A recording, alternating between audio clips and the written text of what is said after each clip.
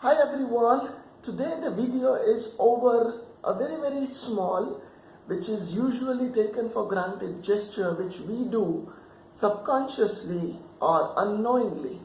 Have you ever observed in your deepest of pains, in your highest of happiness, especially if we put it this way, while you romance or when you feel ecstatic love, when you are having the best of your time with yourself, with situations, with people, with circumstances, achieving your goal or anything, why do you close your eyes?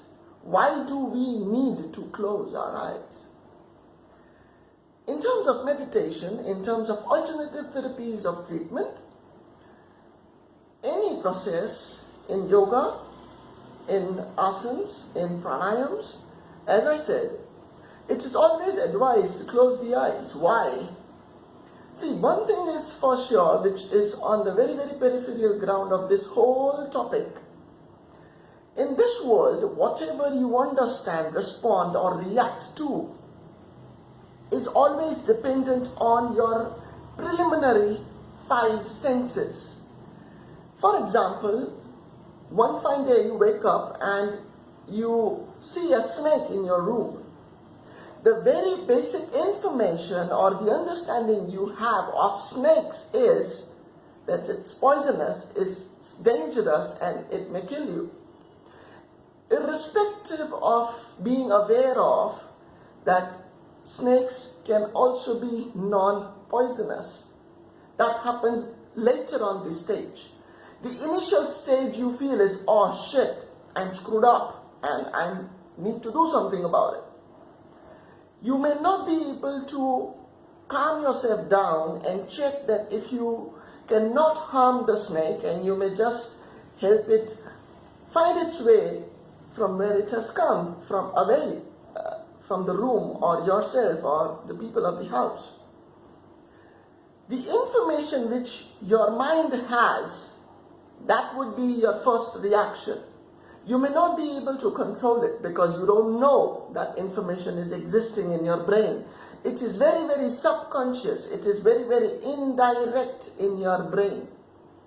So your reaction, your response or understanding to people, to characteristics, to situations, to goals, to benchmarks, to any circumstance of your life, you always react and respond to and in connotation, in connection with the information, the understanding you have in context of that particular thing in your brain.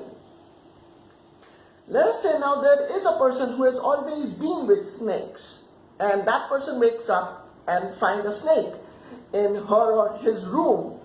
He would not react the same way. Why? Because his body, his mind, his brain already has enough information and experience from which the person will be able to have himself or herself calm. He will be able to respond it in a very subtle, very smooth way compared to anybody who does not know snakes or who does not have any information, who does not understand snakes. Same way, when you go to the highest of happiness and when you go to the deepest of pains, you close your eyes because one way or the other, you react and respond to the pain which is already existing in you. The person, the situation is only a medium through which you have come across this happiness or you come across this pain. Same way, when you feel a lot of love in you, or typically when you romance, why do you close your eyes? You close your eyes because when you romance, there is so much of love that you don't find the need of looking on the external world. That love is enough for you to look inside and connect with that love, because that love is rising from within. It's not from the outside to the inside, it's from the inside to the outside. All the things which matter existentially for your own development is always from the inside to the outside and not the other way around. If you want to have yourself developed or have yourself on the development path of life, you need to close your eyes.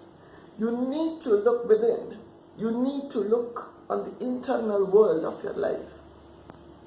You need to understand what is the information you have, what is the way your brain, your body functions, your reactions, your response, your awareness, where is it standing in you and then outside of you.